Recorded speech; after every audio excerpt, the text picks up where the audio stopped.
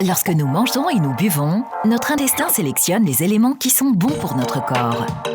Ce qui est gardé passe dans le sang dans nos veines et rejoint la veine porte pour aller dans le foie. Dans le sang, on trouve des globules blancs, des globules rouges, des plaquettes, des aliments, mais aussi des substances toxiques qui ont passé la sélection. Le foie est un organe indispensable à la vie. Il a de multiples fonctions. Il est entre autres un super nettoyeur. Il filtre et transforme toutes les substances toxiques qui ne doivent pas atteindre le cœur, les poumons ou le cerveau. Quand on souffre d'hypertension portale, le foie ne peut plus complètement filtrer et donc nettoyer le sang. Pourquoi ? Les cellules du foie sont des cellules bien ordonnées, mais quand le foie est malade, les cellules du foie se répartissent un peu n'importe comment.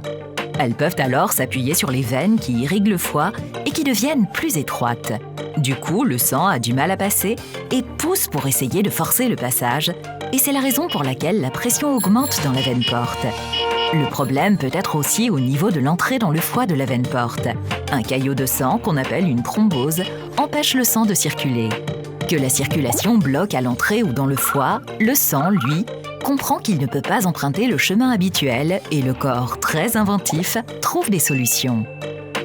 La rate est un organe très souple. Elle absorbe plus de sang et grossit. Mais elle stocke les globules blancs, les plaquettes et parfois des globules rouges, dont le nombre diminue alors dans le sang. De nouvelles veines se développent et contournent le foie pour aller retrouver la circulation générale. Du liquide, l'acide, part dans le ventre et le fait gonfler. Le risque est que les substances toxiques qui n'ont pas été nettoyées par le foie atteignent le cœur, les poumons et surtout le cerveau. De plus, ces nouvelles veines sont très fragiles. Elles peuvent se rompre et saigner. Il faut donc agir. Les médicaments permettent de contrôler la quantité d'acide dans le ventre, mais plus difficilement la fragilité des veines. C'est la raison pour laquelle on peut aller avec un endoscope dans l'œsophage, poser des petits élastiques sur ces veines fragiles qu'on appelle des varices pour les étrangler. Elles sont alors bouchées et l'élastique tombe au bout de quelques jours. Ainsi, on diminue le risque qu'elles éclatent.